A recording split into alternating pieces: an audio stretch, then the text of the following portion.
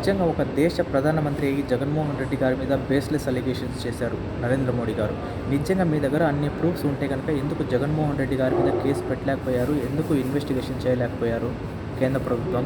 జగన్మోహన్ రెడ్డి గారు చేసేది ప్రతి ఒక్కటి అన్నీ డైరెక్ట్ బెనిఫిషియరీ ట్రాన్స్‌ఫర్ అనమాట. డీబీటీ ద్వారా ప్రజలకి అమౌంట్ వేసేస్తున్నారు. అకౌంట్ నెంబర్, ఆధార్ కార్డ్‌తో సహా ప్రూఫ్స్‌తో ఉన్నాయి. సరే, ఇంకో విషయం పోలవరం గురించి చేయనివ్వట్లేదని మాట్లాడారు. పోలవరం కంప్లీట్‌గా జగన్మోహన్ రెడ్డి ప్రభుత్వం రాగానే అది కేంద్ర ప్రభుత్వానికి అప్పగిచ్చేసింది. సో కేంద్ర ప్రభుత్వం చేయాల్సిన పని. సో మీరు ఎందుకు ఫండ్స్ ఇవ్వట్లేదు చేయడానికి?